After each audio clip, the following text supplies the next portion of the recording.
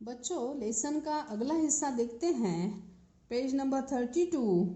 सुधारक पापों के विरुद्ध विद्रोह का झंडा बुलंद करता है तो पाप और उसका प्रतिनिधि पापी समाज उसकी उपेक्षा करता है।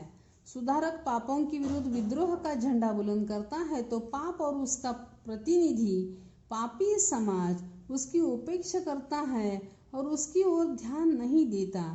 कभी कभी कुछ सुन भी लेता है तो सुनकर हंस देता है, जैसे वह किसी पागल की बड़बड़ हो, प्रलाप हो। इन क्षणों में पाप का नारा होता है, अरे छोड़ो इसे और अपना काम करो। नारा क्या होता है? अरे छोड़ो इसे और अपना काम करो। यानी लेखक यह कहना चाहते हैं कि सुधारक पापों के विरुद्ध जब विद्रोह का झंडा बुलंद करता है तब पाप के प्रतिनिधि क्या करते हैं कि सुधारक की उपेक्षा करते हैं, उसकी ओर ध्यान ही नहीं देते। कभी कभी सुन भी लेता है तो सुनकर हंस देता है, जैसे किसी पागल की बड़बड़ हो। सुधारक जो बातें बता रहे हैं उन्हें ऐसे लगता है किसी पागल की बड़बड़ हो और उनकी ओर ध्यान ही नहीं देते। लेखक कहते हैं बुराइयों के विरुद्ध सुधारक की बातें लोगों को किसी पागल व्यक्ति की बकवास लगती है।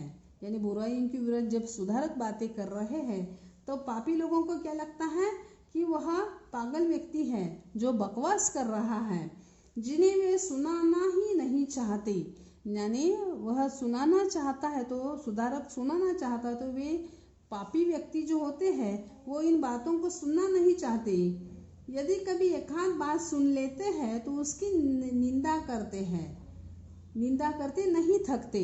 यानी वे पापी लोग जो होते हैं समाज सुधारक की बातें तो सुनते नहीं हैं, अगर सुनते हैं तो अनदेखा करते हैं या फिर उसकी निंदा करते हुए नहीं थकते हैं और उस पर लोगों को बेवकूफ़ बनाने का आरोप लगाने लगते हैं।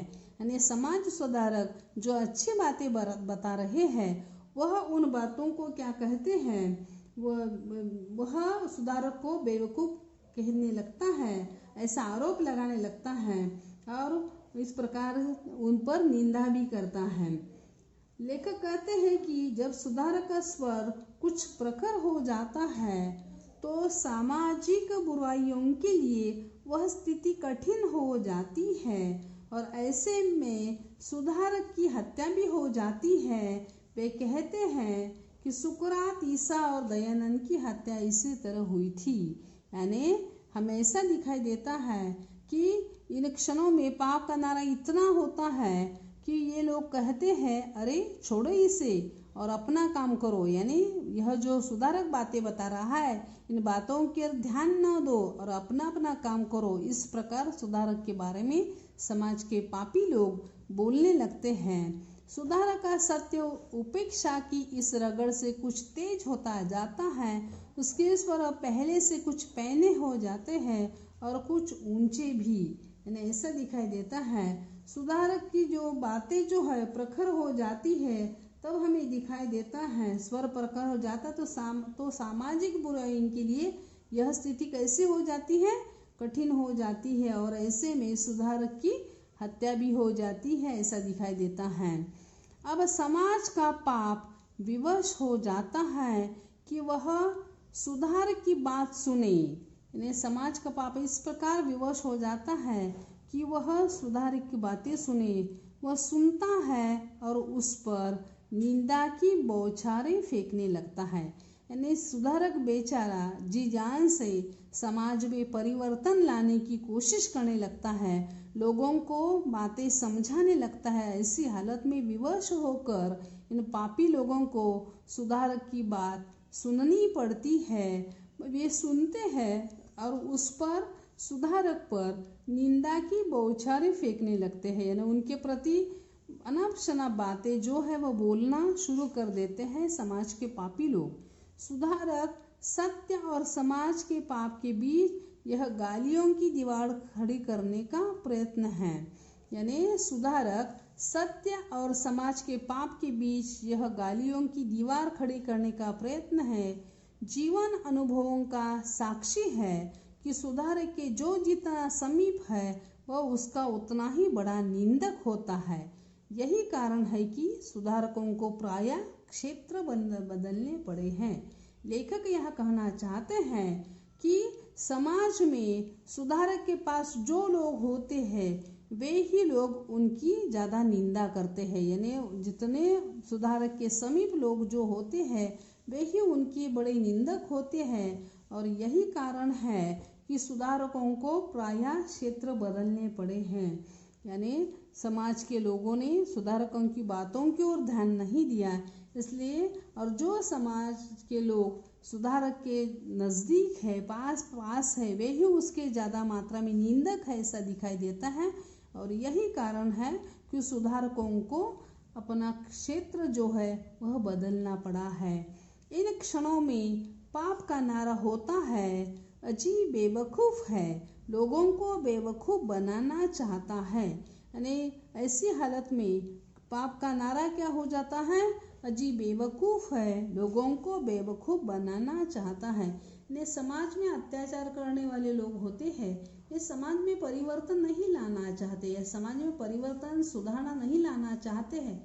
फिर उनकी मनमानी कैसे चलेगी पापी लोगों की, और इसीलिए वे सुधारकों की बातों की ओर खुद भी ध्यान नहीं देते। और जो लोग उनकी तरफ ध्यान रहे हैं उन लोगों के लिए वे शब्द इस्तेमाल करते हैं कि अजय वह तो बेवकूफ़ है, हम लोगों को बेवकूफ़ बना रहा है, इस सुधारक की बातों की ओर ध्यान मत दो। ऐसी हालत निर्माण करते हैं समाज के पापी लोग और उनकी बातों की ओर ध्यान नहीं देते हैं और दूसरों को भी ध्यान नहीं देने देते हैं। ऐसा दृश्य समाज में दिखाई देता है। सुधारक का सत्य निंदा की इस रगड़ से और भी प्रखर हो जाता है। यानी सुधारक का सत्य जो है निंदा की रगड़ से और तेज हो जाता है। अब उसकी धार चोट ही नहीं करती, काटती भी है। पाप के लिए यह चोट धीरे धीरे असह्य हो उठती है और वह खोखला हो उठता है। अब वह अपने सबसे तेज शस्त्र को हाथ में लेता है। यह शस्त्र है हत्या। पापी लोग जो होते हैं वे क्या करते हैं, सुधारकों की बातों से समाज में सुधारना नहीं लाना है तो वे अपना अगला हथियार शस्त्र उठाते हैं और वे विचारकों की हत्या करने पर उतारू हो जाते हैं। लेखक यहाँ कहते हैं कि इसके बाद स्थिति में एकदम बदलाव आ जाता है। सुधारक के विचारों का विरोध करने वाले लोगों के मन में उसके प्रति मतलब उसकी हत्या करने के बाद फिर उनके मन में उसके प्रति श्रद्धा निर्माण हो जाती है, ऐसा दिखाई देता है।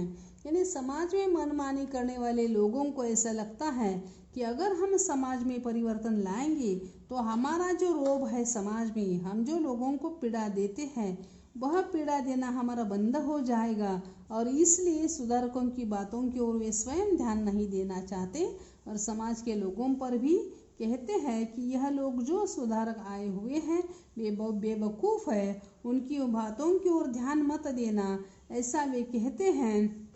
और फिर सुधारक का सत्य जब निंदा की भी रगड़ से प्रखर हो जाता है और उसकी धार चोट ही नहीं करती, काटती भी है, तब पाप के लिए यह चोट धीरे धीरे असह्य हो उठती है।